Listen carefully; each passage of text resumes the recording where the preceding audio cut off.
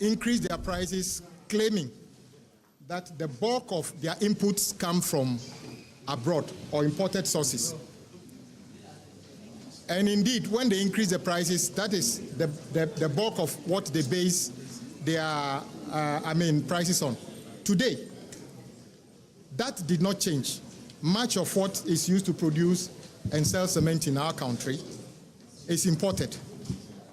Whilst every other commodity in terms of price have responded to the gains we have all made together as a country, as a people, by reducing prices, cement dealers are refusing to pass on the gains to buyers.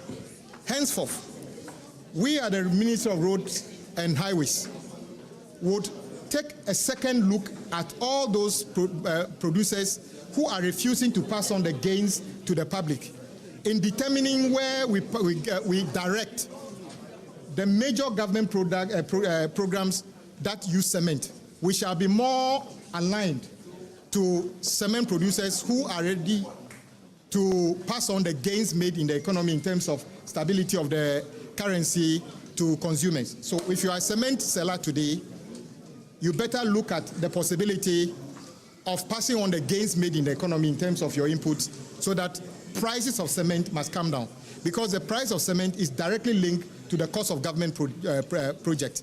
And invariably or indirectly, it is the Ghanaian taxpayer who will pay for those projects. So we want to demand that cement producers take a second look at their prices, and we'll be working more favorably towards those who actually hear our appeal to reduce price of cement on the market, because it is unacceptable that we can all work together as a country, make sacrifices, and just cement dealers, even Kenke, even Wache price even the portions are gone up. What is it that makes it difficult for cement dealers to pass on the gain to the people of this country? And we shall not be sitting down and not allow them to rob us of this. This rent seeking would have to stop. Any punitive measures? No, well, first of all, I don't have any ability to punish them. But I'm saying that government is just about to roll out a massive road infrastructure project, which will consume a lot of cement. We have the capacity to direct that cement should not be sourced from sources that are not ready to reduce their prices to reflect the economic reality that we live in currently. So I wouldn't punish them, but I can direct that we look favorably at buying cement from those sources that actually reflect the realities of the economy today. Pardon? The average Ghanaian just wants cement reasonably priced, reflecting the reality of the economy. Whether they are imported, produced here. Of course, government's aim will be that cement produced here should be prioritized. But if even Ghanaian cement producers have decided to make themselves the most expensive, what do you think the average person who is buying cement will do? He will source it from a cheaper source. It's the demand and supply matter. Are you going to fight this crusade with your colleague trade minister? Well, in my small way, I'm saying that government is about to unveil a massive road infrastructure project.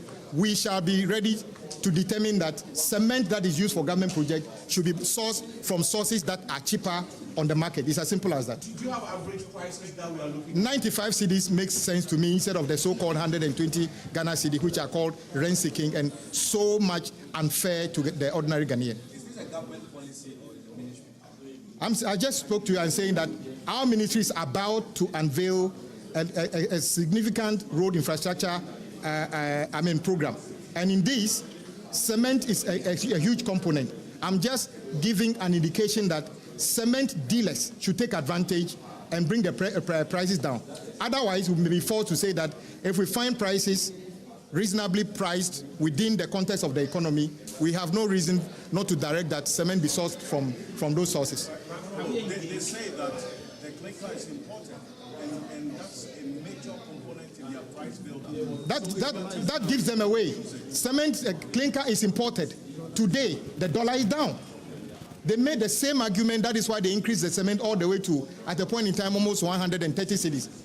If you play back their own words to them that clinker is imported, what is the importation bill of a clinker today? if they make the calculation, it should be coming down. Because we haven't increased price of anything, or taxes on anything significantly to justify keeping the price of cement at 120 Ghana cedis. We have engaged. They themselves have had meetings. Guta and everybody have given an indication that they were going to reduce prices, but we are yet to see that reflected in the price of cement where we buy our items at the hardware shop. But are you also ensuring that the cement components of contract sums are varied in such a way that the average the 95 we talk about?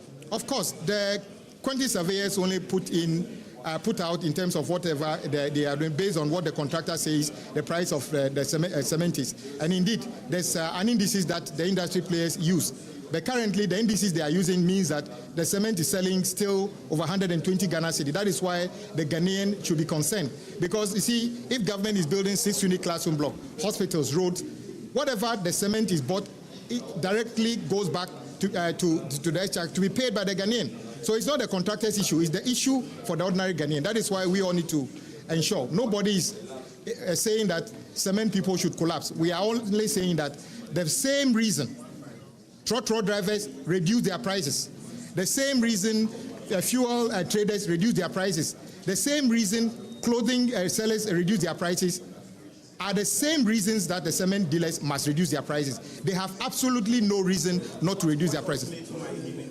I have no ultimatum. I'm just saying that we are coming to unveil a massive road infrastructure program that will use tons and tons of cement. We would not hesitate by directing that contractors buy cement only from sources that reflect the economic realities. As simple as that. Yeah, we are always disbursing money to contractors. It's not on daily basis. As and when government gets resources, we disburse. Saying that you ensure that the cement components of contract sums, as you just said, will be limited to 95 average. No, that's I gave an indicative price that from the calculation that I've seen, I will not be surprised, or it should not be out of place for cement. Of course, we have 32 and 42 rating.